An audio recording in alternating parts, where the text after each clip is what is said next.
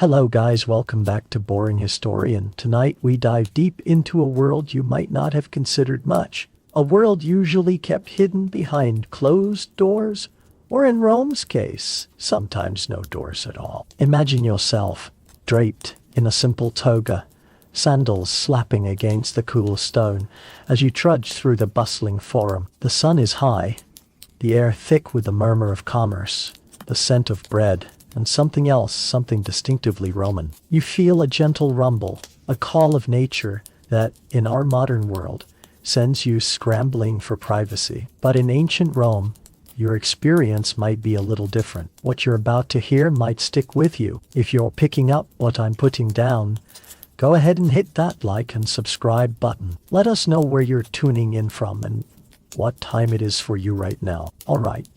Find your quiet space, let the outside world fade, and let's begin our journey. You're walking, see? Your stomach gurgles. A polite little reminder of that delicious garum sauce you had for lunch. A public latrine. Not a distant, tucked-away convenience, but often a prominent feature of the city. Right there. Visible.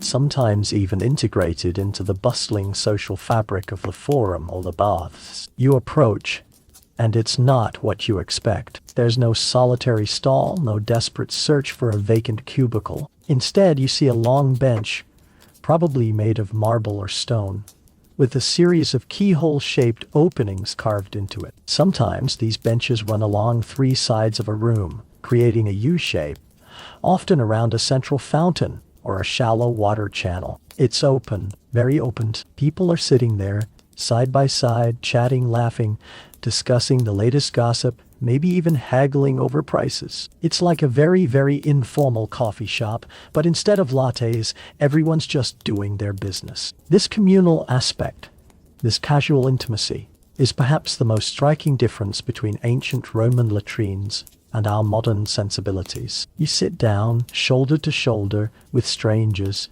perhaps a senator on one side, a merchant on the other, a slave attending nearby. There's a channel of continuously flowing water, often fed by an aqueduct, running beneath the seats, carrying the waste away into the city's vast sewer system. And for personal hygiene, forget toilet paper. You'd likely use a silospongium, a sponge on a stick. This shared sponge, kept in a bucket of water, often with vinegar or salt for sanitization, or so they hoped, would be passed around, rinsed and reused. Try not to dwell on that thought too long. It's certainly a vivid image, isn't it? The sheer lack of personal boundaries is astounding to us. Imagine sharing a sponge with everyone in your local coffee shop. You get some funny looks and probably a few swift exits. But for the Romans, this was normal. It was a place for social interaction, for networking, for conducting low-key business. You could catch up on the day's news, hear the latest political rumors, or simply enjoy a moment of communal relaxation. It was, in a strange way, democratic. All classes, at least in the public latrines, shared the same space, the same open-air experience. Though of course the truly wealthy might have slaves accompany them, holding their togas, offering assistance, or even warming the seat for them, because wouldn't want a cold marble bottom while you're trying to relax. The scale of these public facilities could be immense. The Fornica in Rome, for example, was a huge latrine near the Forum, capable of accommodating dozens of people simultaneously. It was a constant hub of activity. The baths, too, almost always featured large, often opulent, latrine complexes. After a good soak and a vigorous scraping with a strigil, what better way to wind down than a leisurely chat on the communal potty? It seems counterintuitive to our modern minds, doesn't it? We crave solitude for such moments. But the Romans, for all their architectural and engineering genius, seemed to value community above all else. Even in those private moments, this social aspect wasn't just a quirk. It was deeply ingrained in Roman culture. Public life was paramount. Romans spent much of their day outside the home, in the forum, the baths, the temples, the amphitheaters. Privacy, as we understand it, was a much later invention. Even in their homes, rooms often opened onto central courtyards, and doors were rarely locked. So, The idea of a completely private, isolated act of bodily function was, perhaps, simply not part of their worldview. It was another opportunity to be seen, to interact, to be part of the bustling human tapestry that was ancient Rome. Historians still argue whether the Ilospongium was truly communal, or if individuals brought their own, or if some facilities provided fresh ones for a small fee. The evidence is, shall we say, a bit muddled, much like the water in that channel. But the prevailing thought, based on archaeological finds and written accounts, points to a shared implement. The Romans were practical people, and the idea of constantly replacing single-use sponges would have been incredibly wasteful and expensive. Reusing, even in this context, was a deeply Roman trait. Think of their recycling of building materials, their clever use of lead pipes. Resourcefulness was key. And what about the smell? The smell. We'll delve deeper into the olfactory realities later, but for now, imagine dozens of people engaged in their natural functions with limited ventilation. Public latrines, despite the flowing water, were likely not rose gardens. But, again, Roman sensibilities were different. They were accustomed to strong odors in their daily lives, the stench of the fish market, the smoke from fires, the unwashed masses. Perhaps they just tuned it out. Or perhaps for them, it was just the smell of life, of a thriving city. You just got on with it. Like that one time you rode the subway in July and someone had clearly forgotten to shower for a week. You just had to breathe through your mouth and tell yourself it was all part of the experience. These communal latrines weren't just about human waste. They were often designed with a certain aesthetic appeal. Imagine mosaic floors, painted walls, sometimes even statues. The rich would have their attendants carry them there, perhaps even bringing small cushions for comfort. It was a paradox, a practical, functional space, yet imbued with a sense of Roman grandeur and public utility. A mainstream historical fact here is that the construction of public latrines was often funded by wealthy benefactors who saw it as a civic duty and a way to gain public favor. Think of it as a benevolent billionaire building a new public park, but for relieving oneself. Now, a quirky or fringe tidbit. Some scholars suggest that the continuous flow of water beneath the seats wasn't just for flushing waste, but also for discouraging rats and other vermin from climbing up the pipes. Imagine trying to conduct your business only to have a furry little friend pop up unexpectedly. Not exactly conducive to a relaxing moment. It's a good thought, isn't it? The Romans were incredibly pragmatic, and pest control would have been a constant concern in a bustling city. So the flowing water served a dual purpose: sanitation and keeping the wildlife at bay, though one can only imagine the occasional mishap. Perhaps a brave little rat, emboldened by hunger, decided to take its chances anyway. The tales it could tell, the sounds too, would have been part of the experience. The gentle gurgle of the water, the rustle of togas, the murmuring conversations, the occasional groan or sigh. It was a soundscape unique to these spaces, a constant hum of humanity. And perhaps,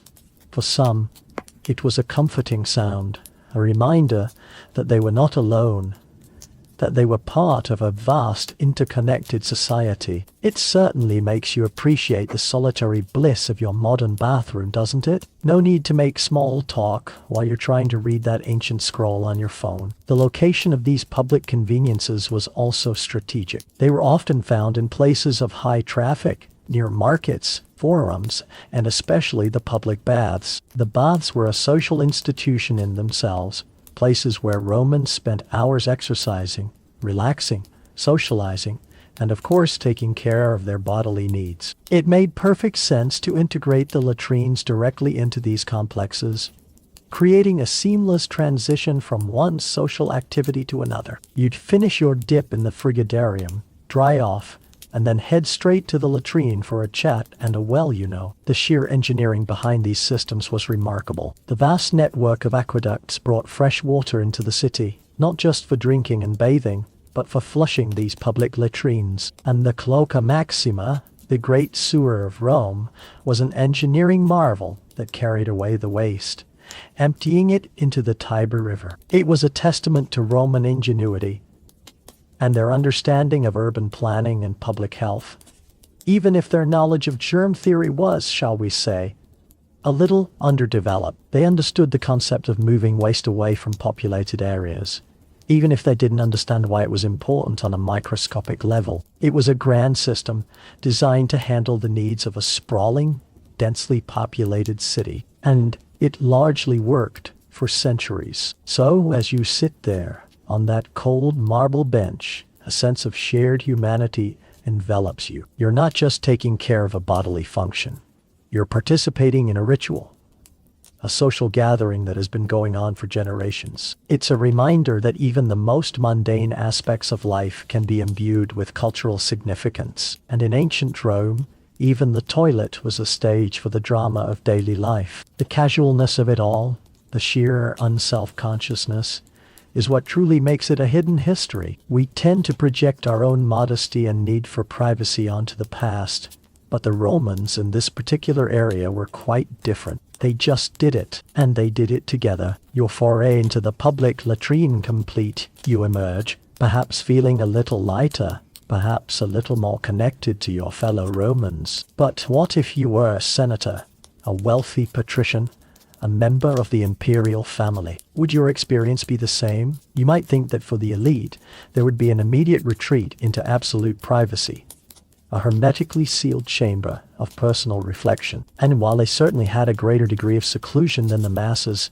the concept of the private Roman toilet, while more exclusive, still retains some fascinating nuances that diverge from our modern expectations of absolute solitude. Imagine now, you are a very wealthy Roman, residing in a sprawling domus on the Palatine Hill. Your home is a testament to your status. Frescoes adorning the walls, intricate mosaics underfoot, courtyards open to the sky. And somewhere within this opulent dwelling, often tucked away but not necessarily hidden, you would find your private toilet. This wasn't a water closet in the modern sense, with a flushing mechanism and a porcelain bowl. No, this was still, at its core, a seat over a drain, but with a significant upgrade in comfort and perhaps a touch of personal flair. These private chambers were often located near the kitchen or the baths, as these areas already had access to water pipes and drainage. The waste would typically flow into a cesspit or directly into the main sewer system if the house was connected. The seat itself might be made of wood, perhaps padded for comfort, or even carved from a single block of marble, sometimes even sculpted with decorative elements. Imagine a toilet seat so fancy it could be a piece of art. And instead of the communal salospongium, you, the wealthy Roman, would likely have a slave attending to your needs, bringing fresh water for rinsing, perhaps even a personal sponge, or for the truly extravagant, soft wool or linen rags. Because, let's be honest, even the most dedicated patrician has their limits when it comes to shared hygiene implements. The privacy, while increased, wasn't absolute in our contemporary understanding. You might have a dedicated room, yes, but it wasn't always a sealed-off, soundproofed sanctuary. Servants would be nearby, always on call, ready to assist. It was a time when the lives of the elite were intertwined with their household staff to an almost unimaginable degree. Your personal slave might be the one who prepares your bath, dresses you, serves your meals, and yes, even assists you in the latrine. It might sound intrusive to us, but for a Roman of high standing, it was simply part of the package of being attended to, of living a life of leisure where every need was anticipated and met. These private toilets, or latrinae, within the domus were often quite simple, yet they still represented a significant step up from the public facilities. The air, while not always fresh, was certainly less pungent than the bustling public latrines, and the sense of personal space, even with attendants present, was a luxury in itself. Think of it less as a modern bathroom and more as a discreet alcove where you could conduct your private business without the gaze of the general public. Sometimes these private facilities were surprisingly well appointed. You might find pleasant wall paintings, perhaps scenes from nature, or even depictions of gods and goddesses, which we'll get to later. It's a curious blend of the mundane and the decorative. Imagine decorating your bathroom with murals of idyllic landscapes. It speaks to a desire to elevate even the most basic human functions, to make them part of the overall aesthetic of the home, or perhaps simply to distract from the less aesthetic aspects of the room. A bit like putting a fancy air freshener in a particularly smelly space, only on a grander, more artistic scale. One mainstream historical fact about private Roman toilets is that while many grand domus had them, they were far from universal even among the middle classes. Many Romans, even those of comfortable means, still relied on public latrines or portable chamber pots within their homes, which would then be emptied into cesspits or carried to communal waste disposal points. The idea of a personal indoor water flush toilet was a true luxury, a mark of significant wealth and status. It was the ancient Roman equivalent of having a walk-in closet the size of a small apartment. Not everyone had one, but if you did, everyone knew you were doing well. A quirky or fringe tidbit concerning private Roman toilets comes from the writings of Seneca the Younger, who described the lavishness of some private latrines, mentioning seats made of silver and gold. Now, whether this was hyperbole for literary effect or a genuine reflection of extreme extravagance is debated among scholars, but the image of a senator perched on a solid gold toilet, perhaps discussing philosophy with his attendant, is certainly one that sticks with you. It sounds almost impossibly decadent, even for the Romans who were not shy about their displays of wealth. Perhaps it was the ultimate status symbol, not just having a private toilet, but having one so incredibly over the top it bordered on the absurd. Historians still argue whether such opulence was truly common or merely the stuff of satirists. The ventilation in these private spaces would have been a significant concern. While some might have had small windows, others would have relied on openings to courtyards or simple air shafts. The challenge of managing odors, especially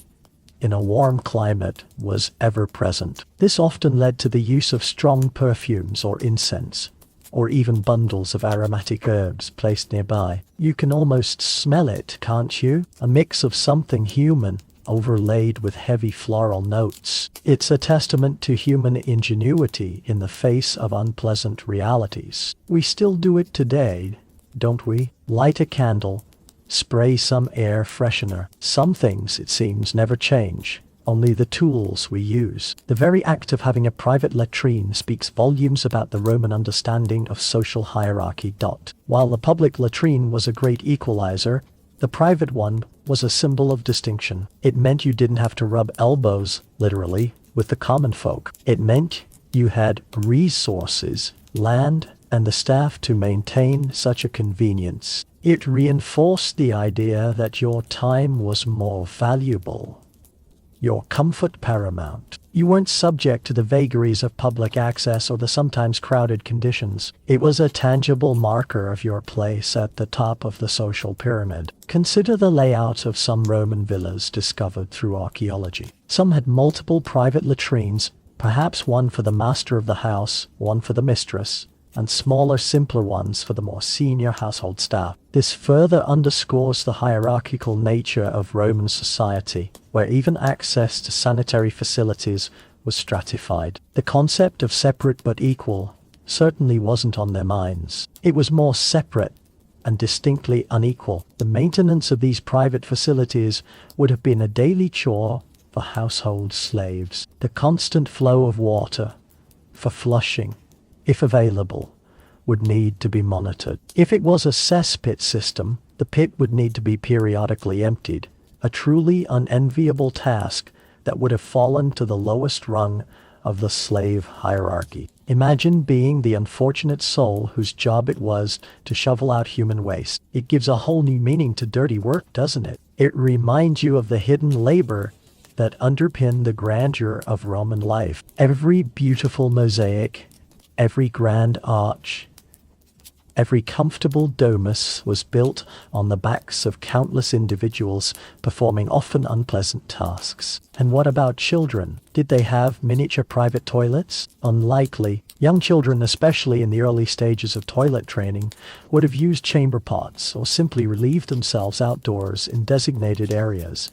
much like in many pre-modern societies. The concept of a child-sized toilet is a relatively modern invention, driven by evolving understandings of child development and hygiene. In ancient Rome, children were simply integrated into the existing system, whether that meant using a chamber pot or accompanying their parents to the public latrines. The very existence of private latrines, distinct from the communal ones, highlights a subtle shift in Roman society, even if it wasn't a universal one. As the empire grew wealthier, and as individuals accumulated immense fortunes, the desire for personal comfort and privacy, even in these most basic functions, began to manifest. It wasn't the absolute privacy we demand today, but it was a step in that direction, a nascent longing for personal space that would slowly evolve over centuries. So as you relax in your private chamber, attended by a diligent slave,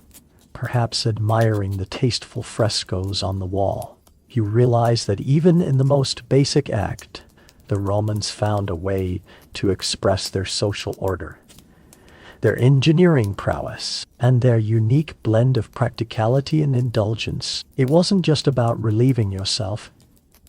It was about doing it in a way that affirmed your status, your wealth, and your place in the grand tapestry of Roman society. You might not have the raucous social interaction of the public latrine, but you have the quiet dignity of a well-appointed private one, and that, in itself, was a significant luxury. Having experienced both the communal camaraderie of the public latrine and the refined, if still attended, privacy of the elite latrina, your mind now turns to the sheer mechanics of it all. How did Rome, a city of over 1 million people at its peak, manage the vast amounts of waste generated daily? This brings us to the true marvel of Roman civilization, the unsung hero that kept the city from drowning in its own effluvia. Their incredible waste management and sanitation systems. It's an often overlooked aspect of their engineering prowess, overshadowed by aqueducts and colosseums,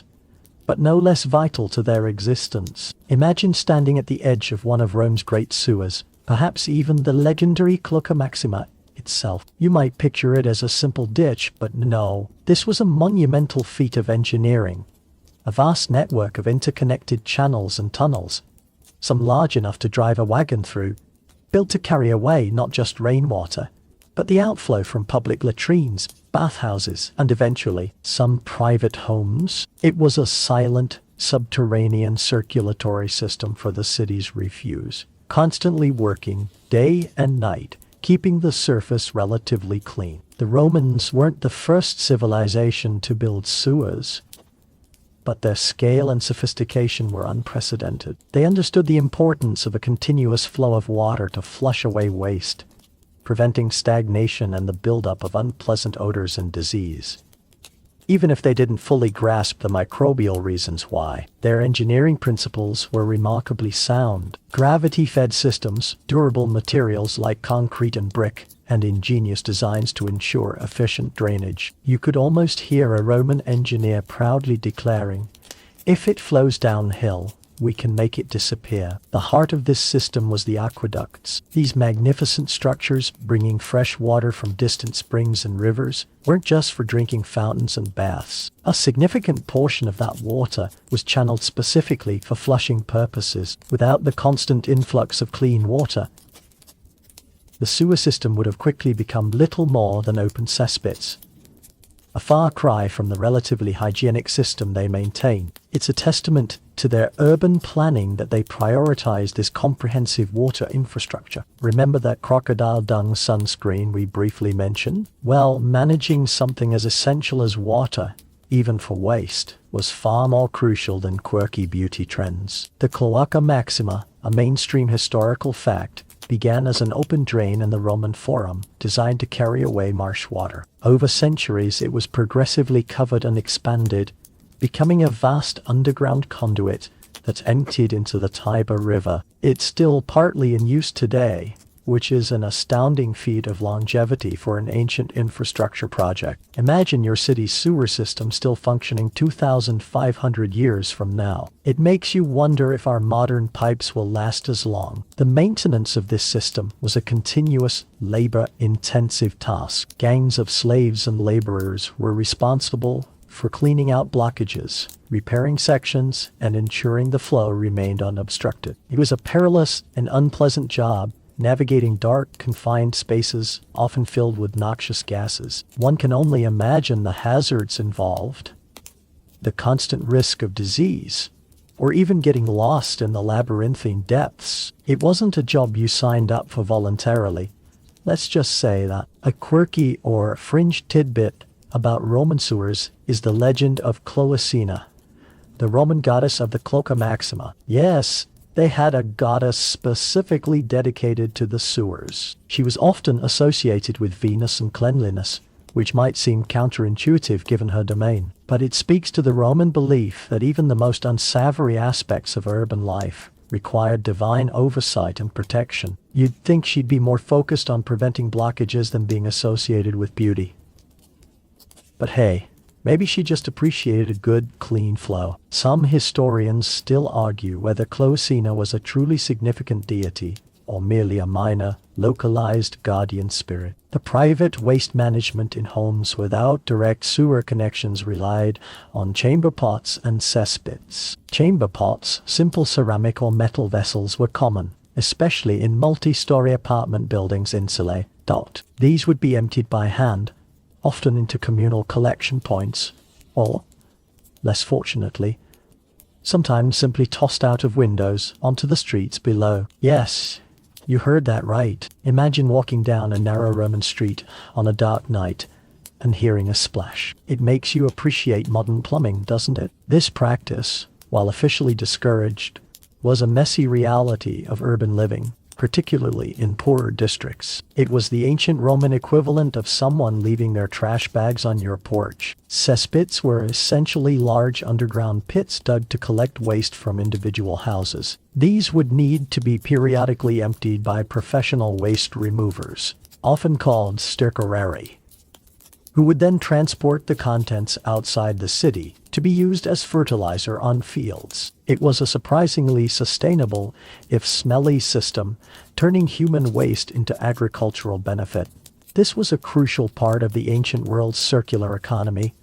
Long before anyone coined the term, everything was reused, one way or another. The Roman approach to waste management, while impressive, wasn't without its challenges. Blockages, overflows, and the occasional burst pipe were likely common occurrences, leading to unpleasant odysseys of urban decay. And despite their grand sewers, the air in Rome was often thick with a multitude of odors, from unwashed masses to industrial processes, and, yes, the lingering scent of inadequate waste disposal. It was a vibrant, aromatic city, and not always in a good way. The strategic placement of public latrines, often near water sources like the baths or public fountains, allowed for efficient flushing and integration into the larger system. It was a holistic approach, linking clean water supply directly to waste removal. This foresight in urban planning is a testament to their administrative capacity and their understanding of the link between public health and infrastructure. Even if their understanding of disease causation was still nascent, they knew filth bred sickness, even if they couldn't explain how. The engineering principles behind their sewer system, particularly the use of arches and vaulting to support the massive structures and distribute weight, were revolutionary. These techniques allowed them to build large, durable conduits that could withstand the pressures of urban development above them. The sheer scale of the underground network is still astounding to modern engineers. It's like a hidden city beneath the city, dedicated solely to sanitation. The concept of a master sewer, like the Cloaca Maxima feeding into a river, is something modern cities still grapple with. While effective at removing waste from the immediate urban environment, it meant polluting the Tiber River, which also served as a source of water and food for communities downstream. It highlights that even with advanced engineering, ancient societies faced environmental trade-offs much like we do today. They solved one problem by creating another, just further down the line. So, as you contemplate the invisible currents flowing beneath your feet in ancient Rome, you gain a new appreciation for the hidden depths of their civilization. The management of waste, often relegated to the back of our minds today, was a colossal and continuous undertaking for the Romans, demanding immense resources, labor, and ingenuity. It was an essential, albeit unglamorous, pillar of their empire, allowing their bustling cities to thrive and persist for centuries. The Roman Empire wasn't just built on legions and laws. It was built, quite literally, on the foundation of meticulously managed effluent. And that, in itself, is a truly remarkable legacy. Now that you have a sense of where the waste went, your thoughts naturally turn to the implications for health and hygiene in ancient Rome. With large urban populations living in close proximity and sanitation practices that, by modern standards, might seem rudimentary, how did the Romans understand and address issues of health related to their toilets and waste management? Their knowledge was a fascinating blend of practical observation, traditional beliefs, and some rather unique remedies. You might imagine that a city with public latrines and a vast sewer system would be relatively clean, at least in terms of waste disposal. And compared to many other ancient civilizations, Rome was indeed ahead of its time. However, their understanding of germ theory was non-existent. They didn't know about bacteria or viruses causing disease. Instead, they often attributed illness to bad air miasma, imbalances in bodily humors, or the wrath of the gods. This fundamental difference in understanding shaped their approaches to hygiene and medicine. Despite their lack of microbiological knowledge, the Romans made practical connections between sanitation and health. They observed that areas with stagnant water or poor drainage tended to have more sickness. The construction of aqueducts to bring in fresh water and sewers to remove waste was, in part, driven by a desire to improve public health, even if their reasoning was based on macroscopic observations rather than microscopic understanding. A mainstream historical fact is that the Roman physician Galen, whose influence lasted for centuries, emphasized the importance of fresh air and clean water for maintaining health, reflecting this understanding of the environment's role in well-being. When it came to the act of using the toilet itself, there were certain customs and beliefs surrounding health. For example, some believed that prolonged sitting on the latrine could lead to chills or other ailments. You can almost imagine a Roman mother telling her child, "Don't sit there too long, you'll catch your death of cold." It's a sentiment that echoes even today, though our reasoning might be slightly different, more about avoiding boredom than miasma. For personal hygiene after using the latrine, the xylospongium, as we've discussed, was the common implement. While seemingly unsanitary to us, the Romans often dipped it in vinegar or salt water, which they believed had disinfectant properties. They were attempting to clean it, even if their methods weren't entirely effective by modern standards. It's a reminder that people throughout history have sought ways to maintain hygiene, even with limited resources and understanding. A quirky or fringe tidbit related to Roman toilet habits and health comes from Pliny the Elder, who, in his Natural History, mentions a rather unusual remedy for various ailments: drinking the ashes of burned human excrement mixed with wine. Yes, you read that correctly. The Romans, like many ancient cultures, often turned to what we would consider bizarre or even repulsive substances for medicinal purposes. It makes you wonder what ailment they thought that would cure, and what the side effects might have been. Historians still argue the extent to which such practices were widespread or merely recorded as curiosities. Perhaps it was seen as a way to expel bad humors with something equally bad. The public baths, they played a crucial role in Roman hygiene. These weren't just places to get clean. They were social hubs where people could bathe, exercise, socialize, and even receive medical treatments. The Romans understood the importance of regular washing for maintaining health, even if their understanding of disease transmission was incomplete. The baths provided access to clean water and facilities for washing the entire body, a practice that likely contributed significantly to public health in a pre-antibiotic era. Think of the baths as a combination of a modern gym, spa, and social club, all focused on well-being. However, even with the baths and the sewer system, Roman cities were not immune to disease. Epidemics of various illnesses swept through the empire, some with devastating consequences. Poor nutrition, overcrowding in urban areas, and limited understanding of contagion contributed to the spread of disease. The very interconnectedness of Roman society, facilitated by trade and travel, also allowed diseases to spread rapidly across vast distances.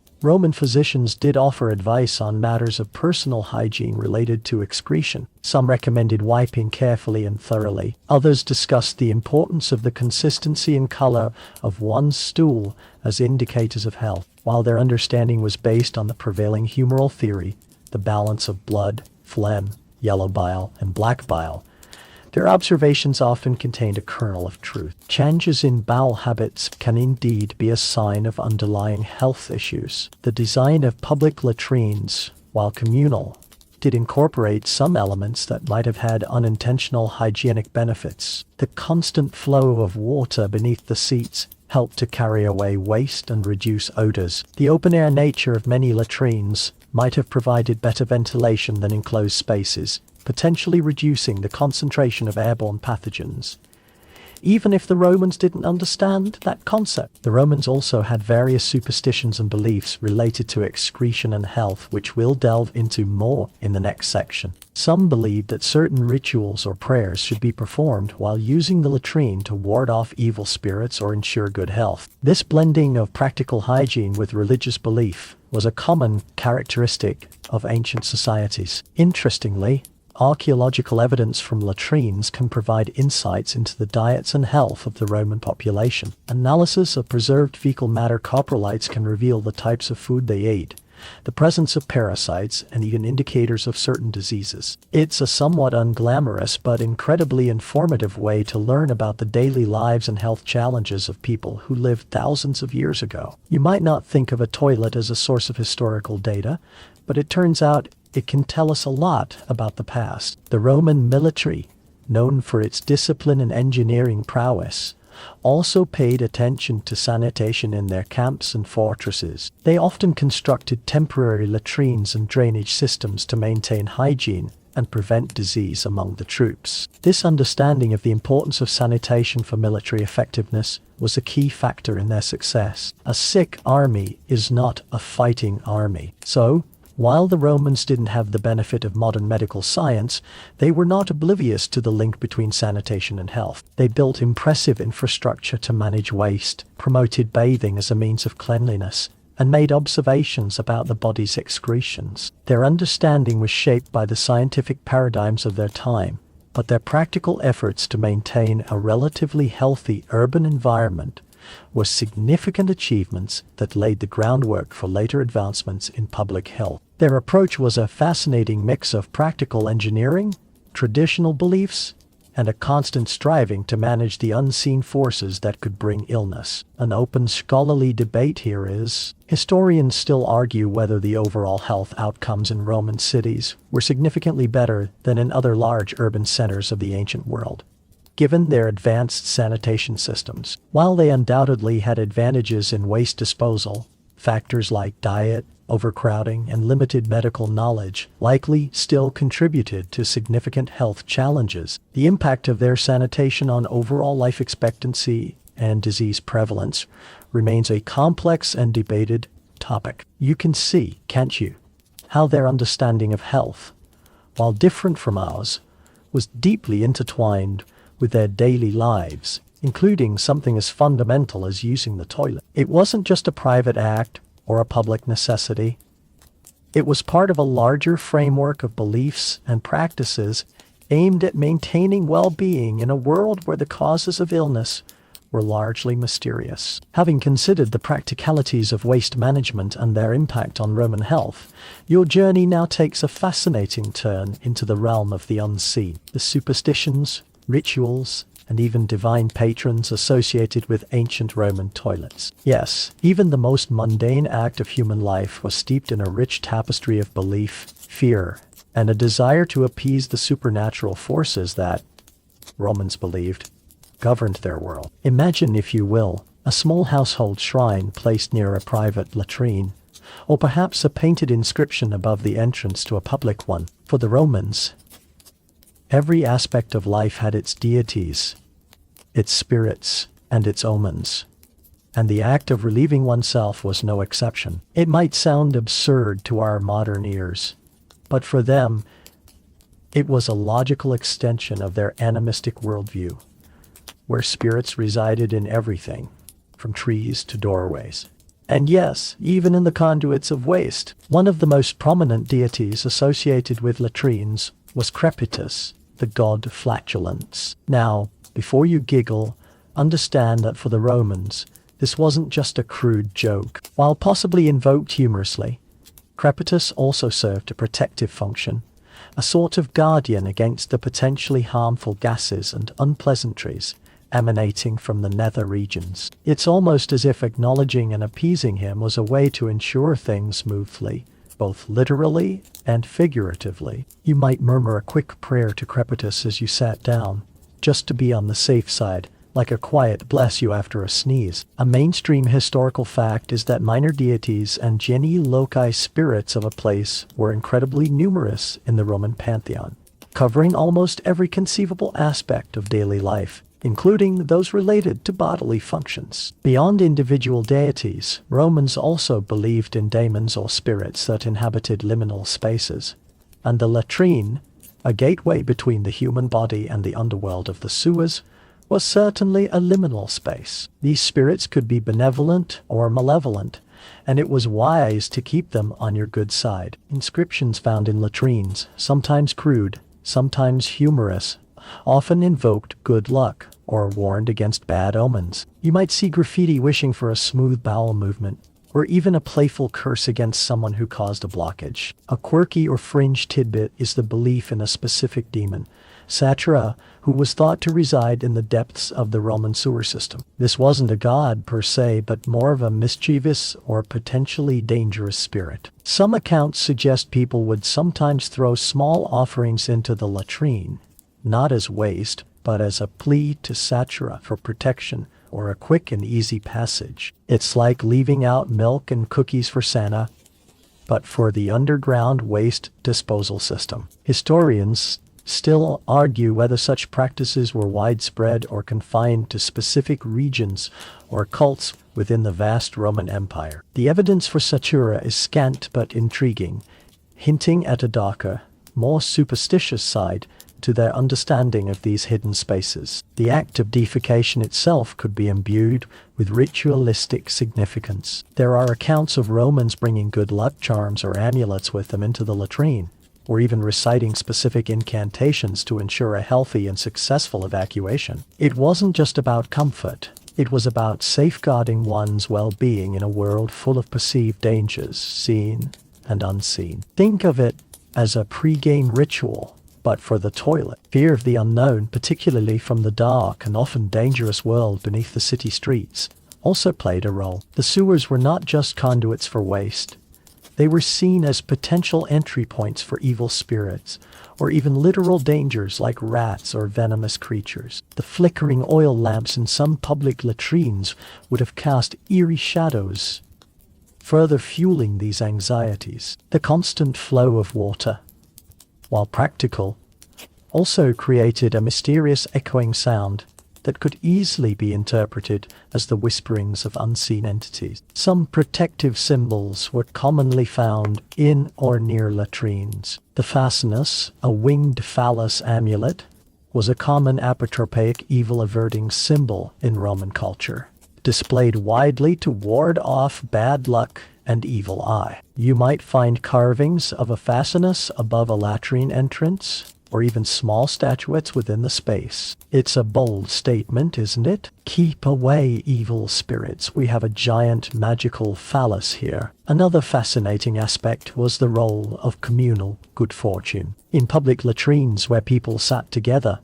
There might have been a sense of shared fate, and perhaps even collective rituals to ensure everyone's successful endeavor. The jokes and conversations would have been a form of social bonding, but perhaps also a subtle way to ease anxieties about the potentially dangerous act they were performing in a public, exposed setting. Remember that crocodile dung sunscreen? Well, warding off evil spirits in the latrine was probably seen as more immediately practical than dubious beauty aids. The Romans also had various beliefs about the disposal of human waste itself. While much went into the sewers or cesspits, some specific types of bodily excretions might have been treated differently, perhaps with a ritualistic burial or specific prayers. This was especially true for bodily fluids or parts that were associated with magic or curses. The line between practicality and superstition was often blurred. This pervasive belief in spirits and divine influence extended to the very infrastructure. The Roman worship of Terminus,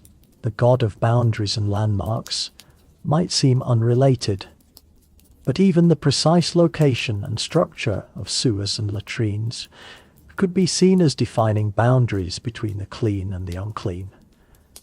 The city above and the underworld below. It was a cosmic order reflected in the mundane. An open scholarly debate here is, historians still argue whether these superstitions were deeply held religious beliefs or more akin to folk practices and common sayings. It's likely a bit of both. For the educated elite, it might have been a humorous acknowledgement of common fears, while for the less educated, it could have been a genuine and deeply ingrained part of their daily spiritual life. The humor often found in Roman graffiti, even in latrines, suggests a culture that could be both deeply superstitious and wonderfully irreverent at the same time. So, as you imagine yourself entering a Roman latrine, beyond the flowing water and communal chatter, envision a subtle layer of ritual. Perhaps you offer a silent invocation to Crepitus, or glance at a carved fascinus for reassurance. These aren't just facilities for bodily function. They are nodes in the vast interconnected web of Roman belief, where even the lowest parts of human existence were elevated, or at least acknowledged by the gods and spirits that watched over every aspect of their lives. It was a world where even your potty breaks had a touch of the divine. Having experienced the practicalities, the health beliefs, and the spiritual dimensions of Roman latrines, let's now immerse ourselves in a sense often overlooked in historical accounts, but utterly central to daily life: the sense of smell. Forget the romanticized images of grand marble forms and heroic gladiators for a moment. Allow your imagination to wander to the less fragrant corners of the city, specifically to the pervasive and inescapable olfactory realities that permeated life around ancient Roman toilets. Imagine the air. It's not the crisp, filtered air of our climate-controlled homes, or the sanitized environment of a modern public space. Instead, it's a rich tapestry of aromas, some pleasant, many undeniably not. As you approach a bustling public latrine, you're not just seeing the people and the cool stone. You're smelling it. The dominant note, naturally, would have been that of human waste, particularly urine, which, when left to decompose, produces a strong, pungent ammonia odor. Combine this with the lingering scent of numerous unwashed bodies, the damp earth, and perhaps a hint of stagnant water from less efficient drains, and you get a potent, unforgettable cocktail. This wasn't a subtle background note. It was a leading player in the sensory symphony of Roman life. This constant sensory input would have shaped their perception of their surroundings in ways we can barely comprehend today. The continuous flow of water in the public latrines certainly helped to mitigate the worst of the stench by flushing away solids and diluting liquids. However, it wouldn't have eliminated it entirely. Think of a modern public restroom with an automatic flush. It's cleaner than it would be otherwise, but it still has a distinct, often identifiable smell. Now multiply that by dozens of people with less efficient flushing mechanisms, no powerful exhaust fans, and significantly less air circulation. The Romans, simply put, lived in a smellier world than we do. Their noses were likely accustomed to a wider range of strong odors, a form of sensory adaptation. You wouldn't faint at the smell. It was just normal. Like the persistent hum of traffic in a big city today, you might not consciously notice it until, for some reason, it suddenly stops. Private latrines, while offering more seclusion, still face the persistent challenge of managing odors. Without modern plumbing traps which create a water seal to block sewer gases, noxious fumes could easily waft up from the drains into the room. This is where creative, and often luxurious, solutions came into play. Wealthy Romans would have used perfumes, incense, and bundles of aromatic herbs or flowers strategically placed within their latrinae. Imagine small, ornate bowls filled with freshly picked rose petals, fragrant bundles of lavender tied to the walls, or censers burning costly resins like frankincense or myrrh, all aimed at masking or, at the very least, counteracting the underlying stench. It's a bit like buying an expensive, powerfully scented candle for your bathroom, but with the added urgency of not wanting your entire sprawling villa to perpetually smell like a latrine. A mainstream historical fact here is that Roman perfumers were highly skilled artisans, creating a wide array of sophisticated scents from various natural ingredients. These included everything from exotic spices imported from the East to locally grown flowers and herbs. These perfumes weren't just for personal adornment or religious ceremonies.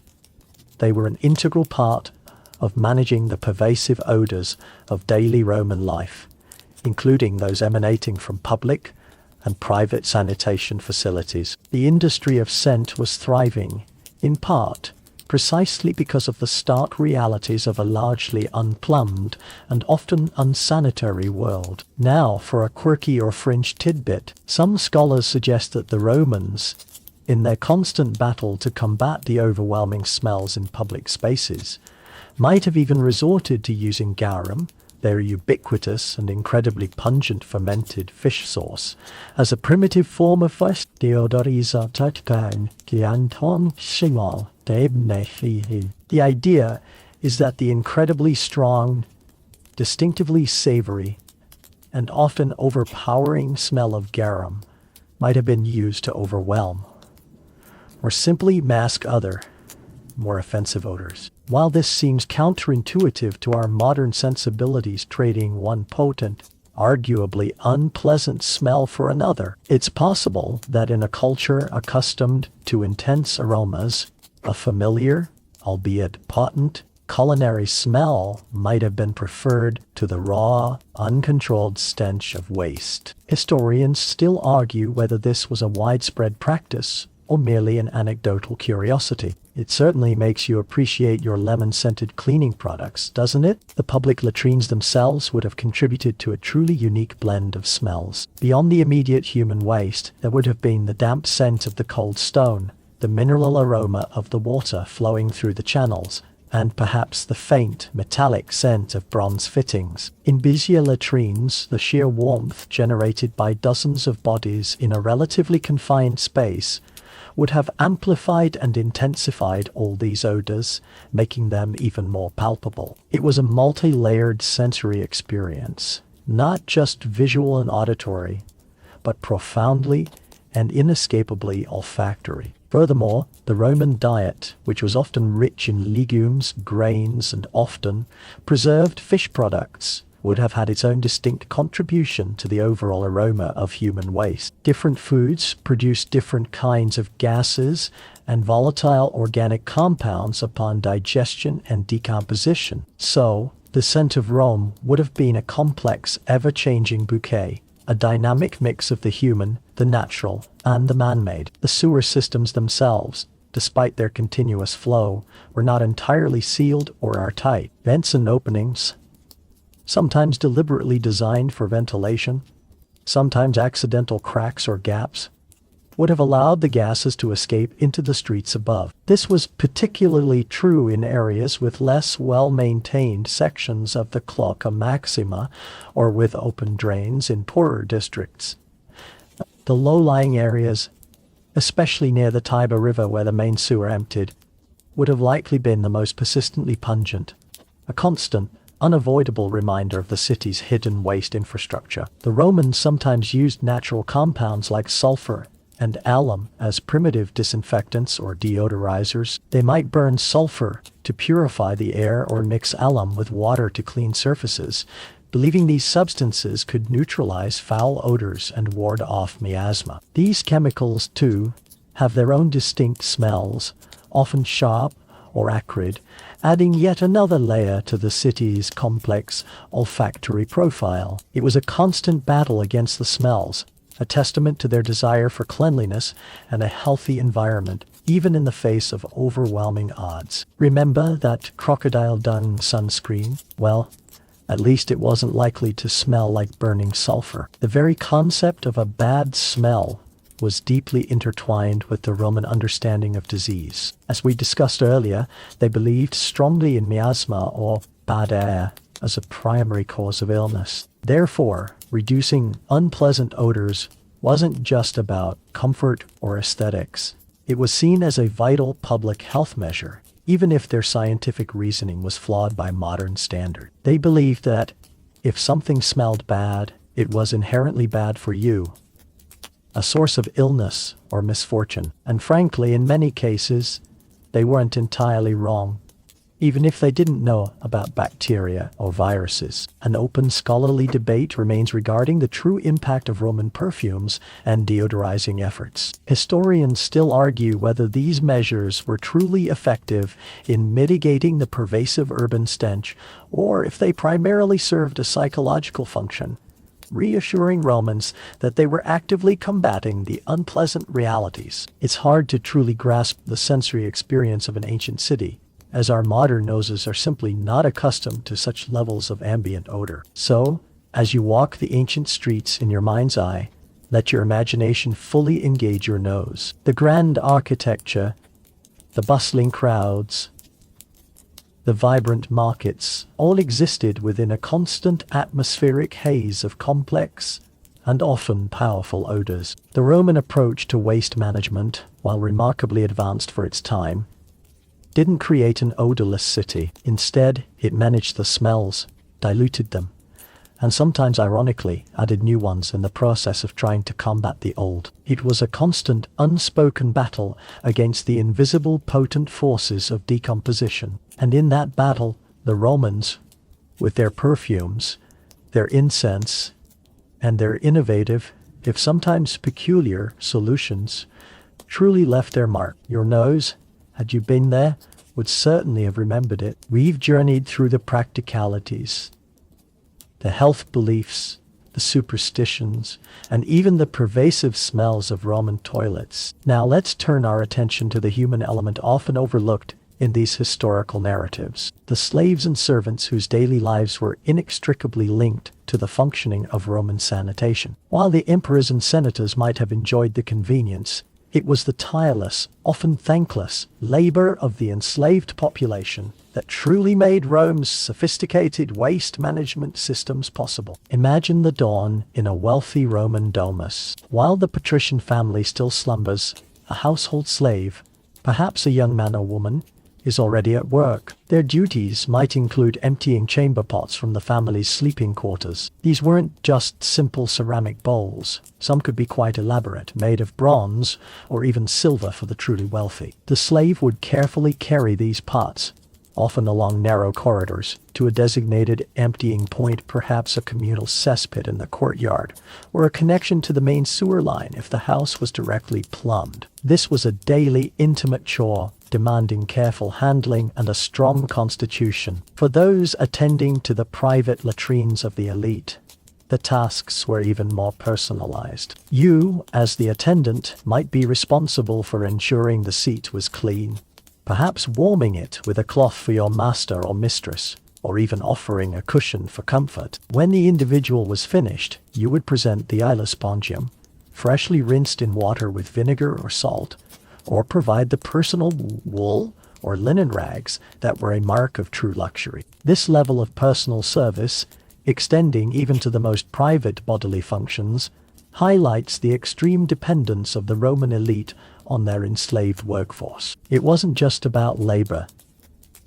It was about constant, intimate attendance. A mainstream historical fact is that the vast majority of physically demanding and unpleasant tasks in Roman society, including much of the maintenance of public infrastructure and household sanitation, were performed by slaves. Without this enormous, often unpaid workforce, the grandeur and daily functioning of Roman cities would have been impossible. They were the invisible gears in the grand Roman machine, quietly ensuring the city ran smoothly, even in its less glamorous aspects. Consider the sheer scale of labor involved in maintaining the public latrines. Teams of enslaved workers would have been responsible for daily cleaning, ensuring the water channels beneath the seats were free of debris, and perhaps even replacing or cleaning the communal silospongia. It was a continuous battle against grime and blockages requiring constant vigilance. These workers toiled in damp, often poorly lit conditions,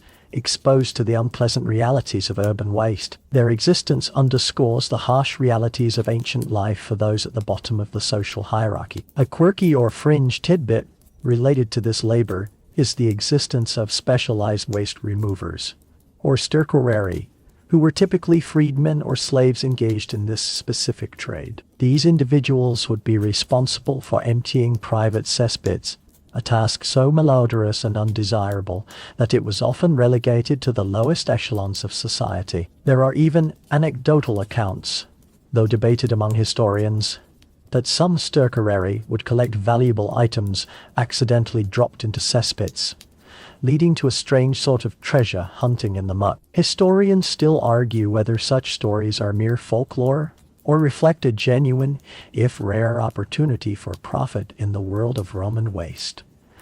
Imagine finding a lost ring or coin while shoveling out a cesspit, a rather unique bonus to a truly terrible job. Beyond the daily maintenance, there was the immense task of keeping the sewers themselves clear. We briefly touched on the Clocomaxima, but remember, it was a vast network. Gangs of slaves, often under the supervision of public works officials, descended into the dark, labyrinthine tunnels of the sewer system. Their job was to clear blockages, remove sediment, and repair crumbling sections. This was incredibly dangerous work. Confined spaces, noxious gases, potential for disease, and the constant threat of collapse. It was a literal underground army, fighting against the forces of urban decay, unseen and unthanked by the vast majority of Roman citizens. These enslaved individuals were often from diverse backgrounds, captured in war or born into servitude. Their lives were dictated by the needs of their masters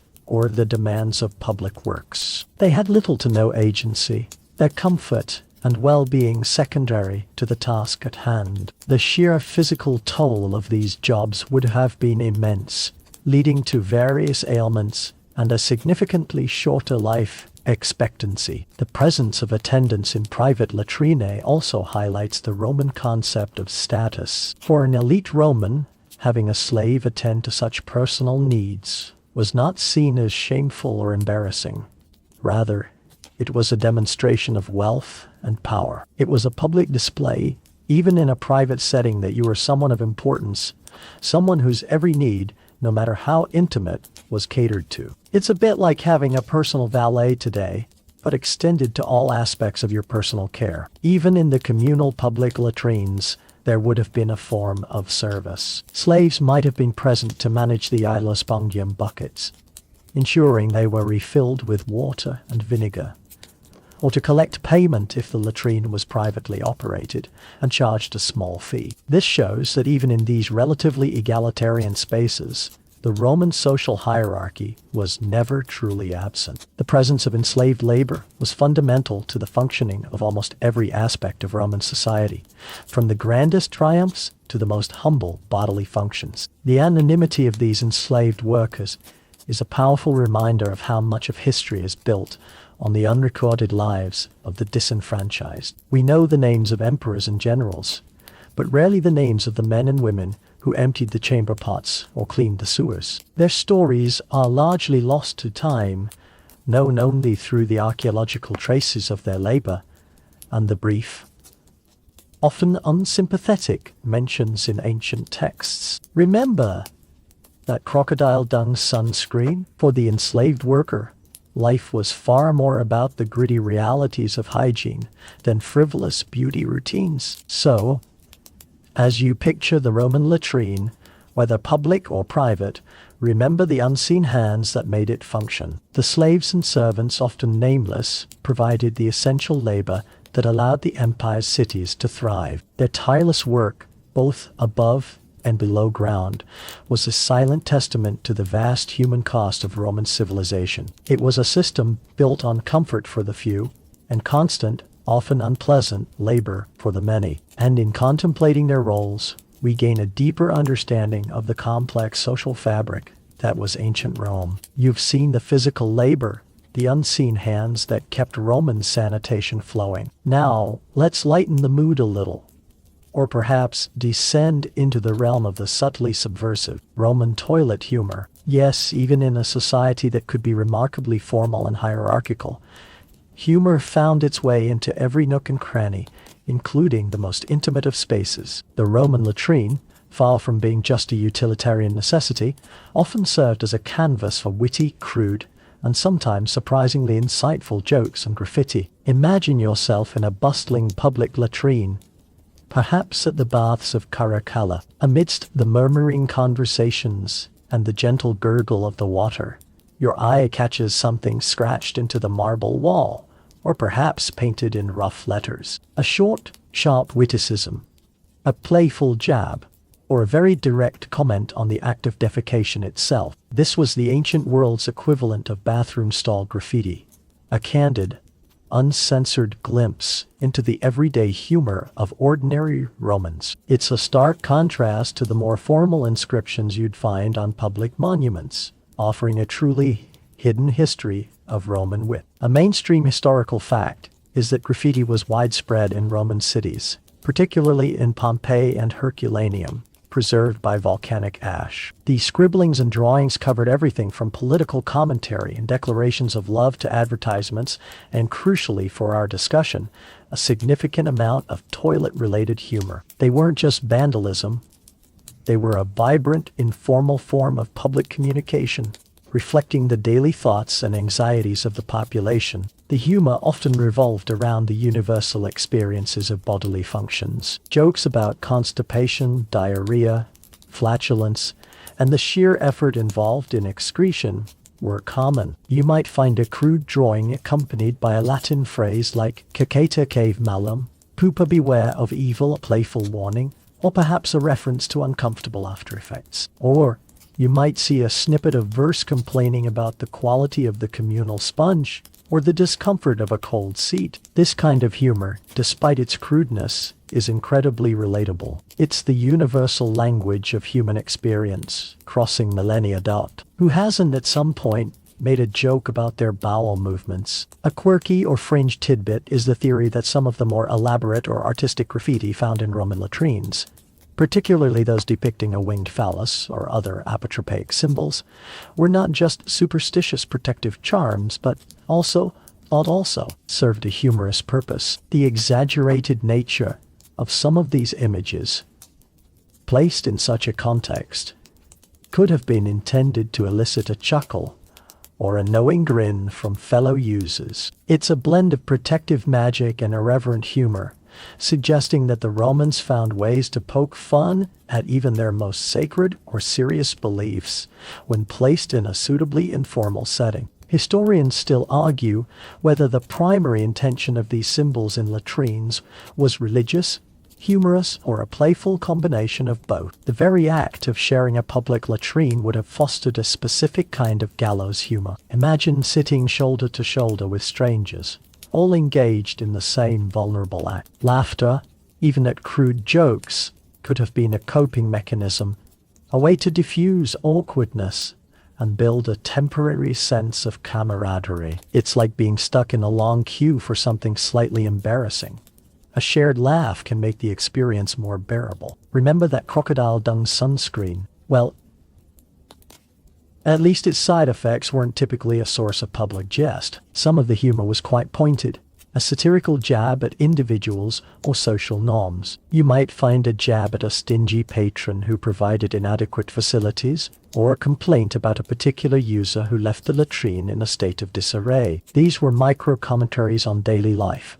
Little snippets of social critique expressed in the most informal of settings. It's a bit like anonymous online reviews, but carved into stone. The act of writing graffiti itself could be a defiant, humorous act. In a society where most formal writing was controlled by the elite, common people could express themselves freely on the walls, often with a cheeky disregard for propriety. It was a small act of rebellion, a way to leave a personal mark and share a laugh with others who understood the unspoken realities of daily life. Consider the literary evidence. While most formal Roman literature avoids overtly crude toilet humor, snippets and allusions appear in satirical works and comedies. Poets like Catullus sometimes employed scatological references to insult rivals or express disgust. This suggests that, while perhaps not polite society conversation, toilet humor was certainly part of the broader Roman comedic landscape, reflecting what people actually found funny in private or informal settings. The use of Latin puns and wordplay related to bodily functions was also common. The Latin language, with its flexibility and rich vocabulary, lent itself well to such linguistic acrobatics. A seemingly innocent phrase could have a double meaning, understood only by those familiar with the popular slang of the day. This layered humor indicates a sophisticated, if crude, linguistic playfulness among the common people. An open scholarly debate centers on the interpretation of Roman latrine graffiti. Historians still argue whether the prevalence of explicit toilet humor reflects a uniquely uninhibited Roman attitude towards bodily functions, or simply a common human tendency for vulgarity when anonymity allows. It's hard to say definitively if Romans were inherently less modest than us, or if they just took advantage of the rare opportunities for uncensored self-expression that latrine walls provided. So, as you step into the world of ancient Roman toilets, imagine not just the physical space, but the invisible currents of human interaction and humor. The witty scribbles, the crude jokes, the shared laughter. These ephemeral moments tell us just as much about Roman society as any grand monument. They remind us that even the most fundamental and often unglamorous aspects of life, humanity finds a way to connect, to express, and most importantly, to laugh. It's a reminder that beneath the serious facade of history, there's always a hidden vein of irreverent fun. You've laughed at the Roman jokes, acknowledged the unseen labor, and even braced yourself for the historical smells. Now, as our journey through the hidden history of Roman toilets nears its final act, let's consider something perhaps more profound: the enduring legacy of Roman sanitation. While the immediate aftermath of the Western Roman Empire saw a sharp decline in urban hygiene, the seeds of their ingenuity, their engineering principles, and even their cultural attitudes towards waste management subtly influenced subsequent civilizations, creating a fascinating, if sometimes forgotten, inheritance that stretches right up to our modern world. Imagine, if you will, the scattered ruins of Roman cities across Europe and North Africa in the early medieval period. Aqueducts broken, sewers clogged, public latrines fallen silent. The sheer scale of Roman infrastructure was largely unprecedented and, for centuries, unmatched. In many ways, the first legacy was a profound absence, a stark reminder of what had been lost. Medieval towns, in comparison, were often incredibly unsanitary, relying on open drains, simple cesspits, and the widespread practice of emptying chamber pots directly into streets or rivers. This step backward in urban hygiene contributed to frequent disease outbreaks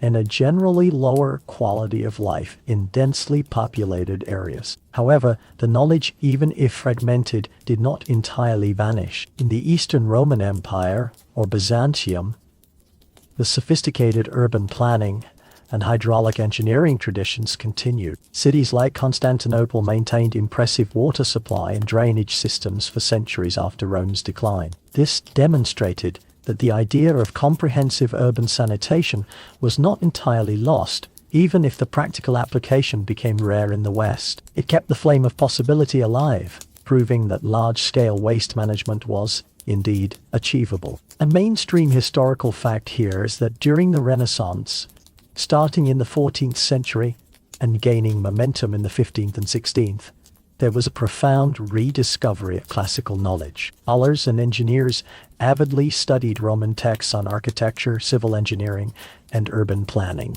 Works by authors like Vitruvius, whose De Architectura detailed Roman building practices, including hydraulic systems for water supply and drainage, became immensely influential. While direct replication was often beyond the technological and organizational capabilities of the time, these ancient blueprints provided inspiration and a tangible goal for emerging European cities grappling with sanitation challenges. They learned from Roman bridges, Roman roads, and yes, the underlying principles of Roman water management. Consider the designs of some later European facilities. While far less grand than Roman public latrines, some medieval monasteries and even early modern castles incorporated primitive flushing latrines, sometimes called garderobes, which often drained into moats or rivers. These designs, though simpler and less efficient, implicitly followed the Roman principle of using water to move waste away from human habitation.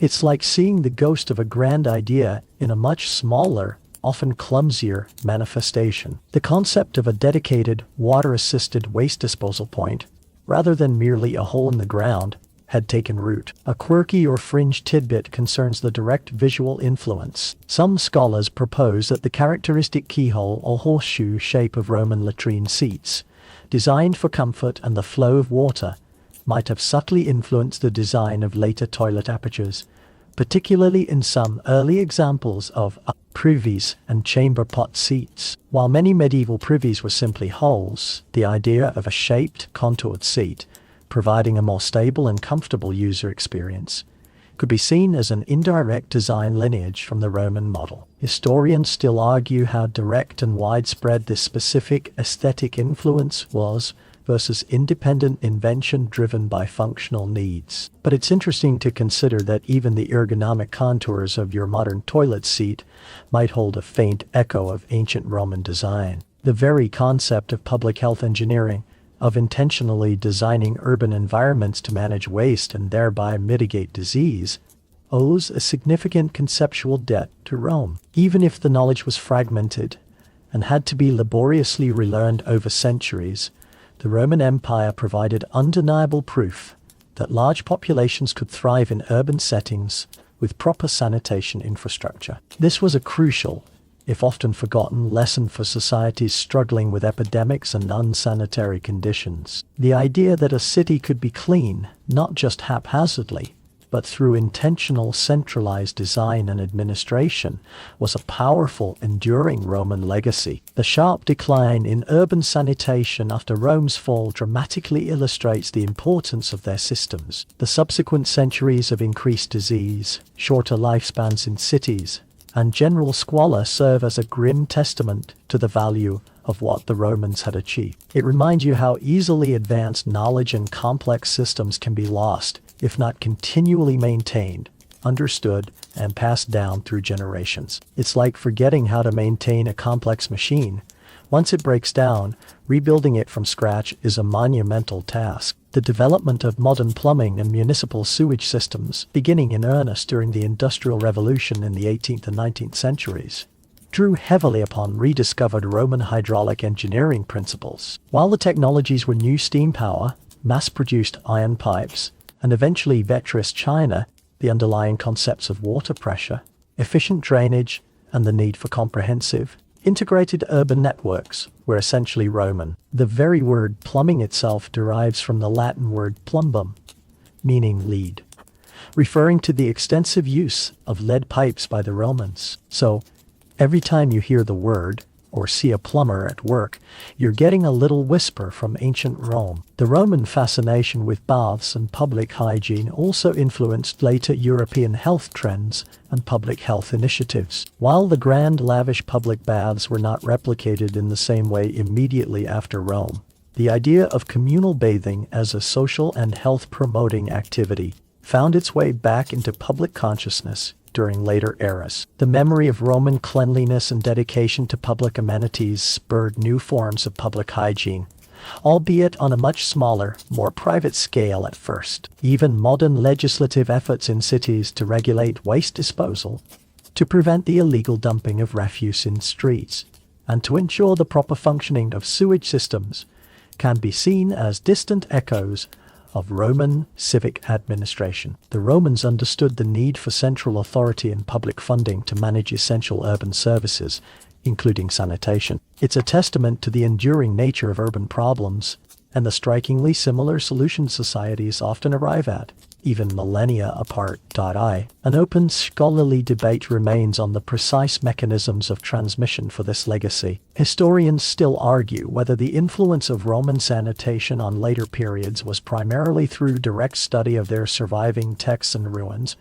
or more through a gradual evolutionary process of rediscovery and independent innovation that simply mirrored Roman solutions out of necessity. It's likely a complex interplay of both, with different regions and eras drawing on different aspects of the Roman experience. So as you reflect on the silent subterranean work of the Roman engineers and administrators, you realize that their ingenuity didn't just serve their own time. It cast a long shadow, a guiding light for future civilizations struggling with the same fundamental challenges of urban living. The modern toilet, tucked away in its private room, flushed with ease into an unseen network, owes more than a little to the pioneering efforts of a people who once sat shoulder to shoulder on communal benches, debating philosophy, while their wastes flowed beneath them. Their legacy is literally beneath our feet, a constant, quiet reminder of their extraordinary grasp of urban infrastructure. You've laughed at the Roman jokes, acknowledged the unseen labor,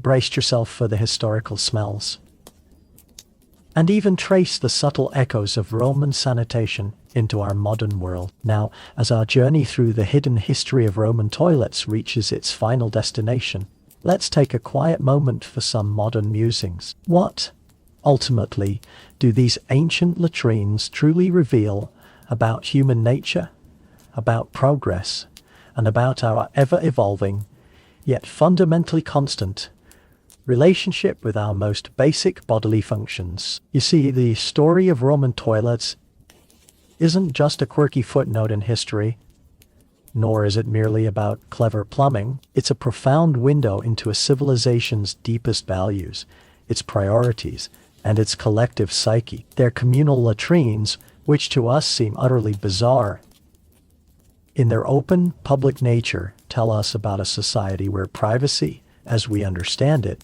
was considerably less valued than social interaction, even in moments we now deem intensely personal. It speaks to a profound collective mindset, a sense of shared experience that permeated almost every aspect of life. Imagine trying to explain the concept of a private moment in the bathroom to a Roman citizen. They might just stare at you, genuinely confused. Why would you want to be alone to do that? They might ask, perhaps even chuckling at the oddity of such a notion. It reminds us that our own cultural norms are not universal, but deeply shaped by our historical and social contexts. Their engineering prowess, from the gravity-fed aqueducts that brought in fresh water from miles away to the monumental cloaca maxima that carried waste out of the city, reveals a deep, almost instinctual understanding of urban planning and public health.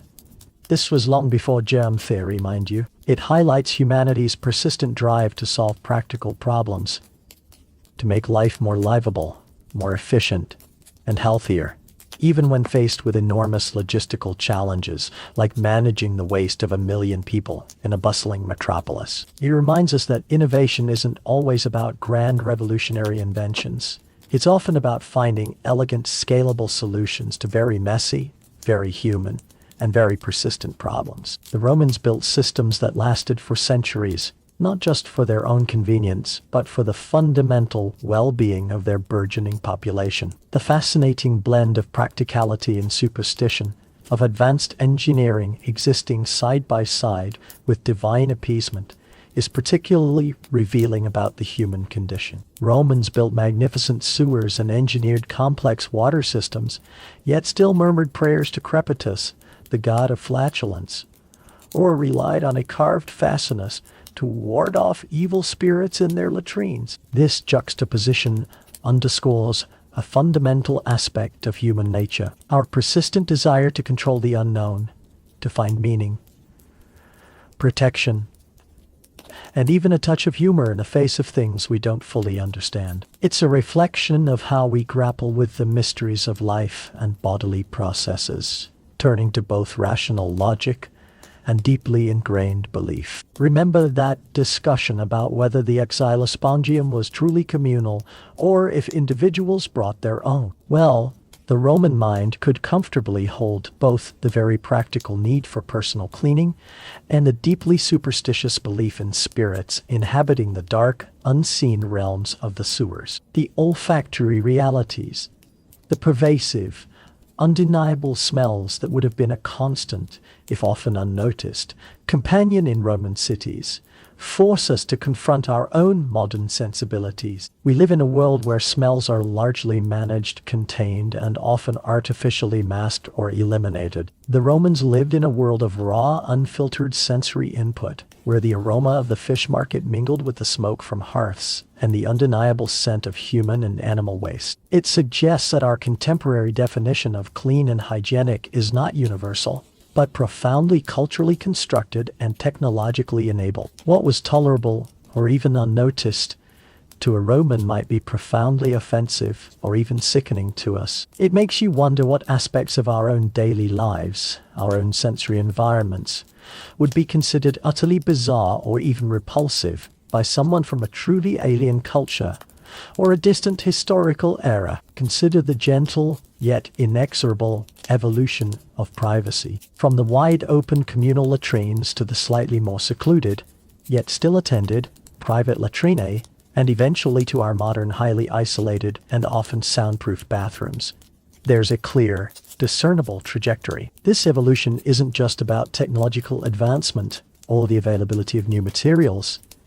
It's about a changing societal value, a slow but steady emphasis on individualism, personal space, and the growing desire for solitude in certain moments. The toilet, in its quiet, unassuming way, mirrors the larger story of human societal development, reflecting our changing relationship with our own bodies and with each other. It's a testament to our desire for personal sanctuary, a stark, profound contrast to the communal experience of ancient Rome. This deep dive into Roman toilets, in all its humorous, sometimes crude, and occasionally uncomfortable detail, ultimately forces us to confront the fact that history isn't just about grand battles, towering emperors, or monumental decrees. It's equally, if not more profoundly, about the everyday, the intimate, the mundane things that truly defined daily life for ordinary people. It's about how they manage their bodies,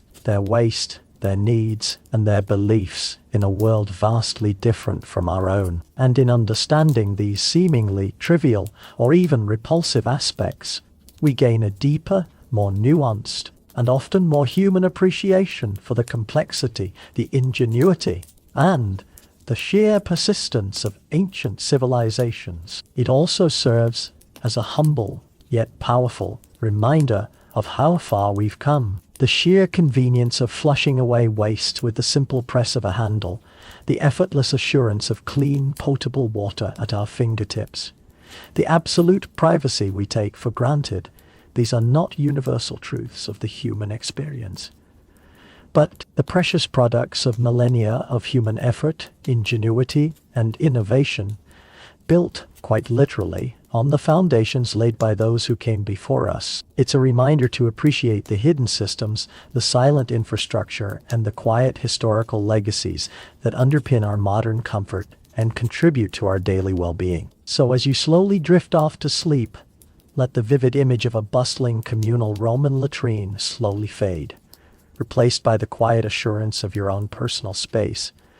your own modern conveniences. Reflect for a moment on the vast, meandering journey of human progress, from shared sponges and open stone benches to pristine porcelain and efficient hidden pipes. And perhaps, just perhaps, you'll feel a newfound, perhaps even slightly amused, appreciation for the hidden history that connects us so intimately, so fundamentally to the ancient world.